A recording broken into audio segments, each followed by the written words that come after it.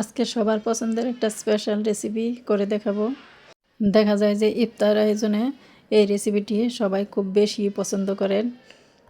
তাই তো ভাবলাম কম সময়ে কিভাবে এই রেসিপিটি করা যায় সেজন্য আপনাদের জন্য নিয়ে আসলাম স্পেশাল খিচুড়ি রেসিপি। আসসালামু আলাইকুম ভিউয়ার্স।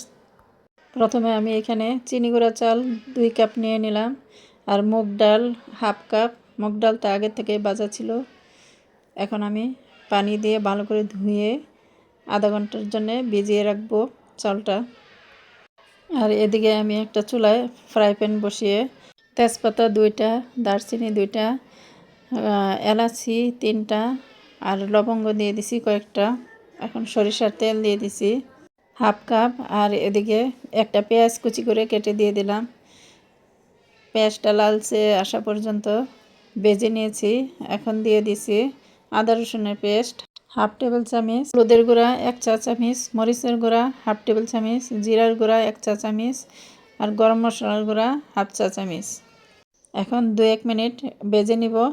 এখন চাউলটা দিয়ে দিব, চাউল আর ডাল। এখন এগুলিও ভালো করে ভেজে নিব। চাউলটা ঝরঝরে হওয়া পর্যন্ত ভাজতে হবে। এখন লবণ দিয়ে দিছি 1 টেবিল চামচ, বা পরিমাণ মতো স্বাদ মতো দিয়ে দিতে হবে।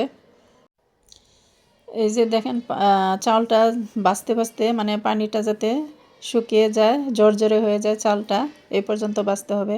এখন আমি পানি দিয়ে দিলাম পরিমাণ মতো। আমি পরিমাণ মতো দিয়ে দিছি, কিন্তু আপনারা 1 কাপ চালে 2 কাপ পানি দিবেন, এইভাবে মাপ করে দিয়ে দিবেন। এখন কয়েকটা কাঁচা পাকা মরিচ দিয়েছি, কাঁচা মরিচ। আর দিয়ে দিব ড্রাই লেবু 2টা। এখন চুলাটা কমিয়ে মিডিয়াম লোতে রেখে ডেকে দিব 10 মিনিটের জন্য। এই যে 10 মিনিট পরে খিচুড়িটা রেডি হয়ে গেছে। এখন আর একটু উল্টাপাল্টা নেড়ে দেখব কি অবস্থা আছে। আবার 5-6 মিনিটের জন্য ডেকে চুলায় বসিয়ে রাখবো। আর এই পর্যায়ে আমি কিছু ধনিয়া দিয়ে দিলাম। এটা অপশন, আপনারা দিলে দিতে পারেন। এই তো খুব মজার ও লোভনীয় খিচুড়িটা রেডি হয়ে গেছে। এখন সার্ভ করে নেব ইফতার প্লেটার।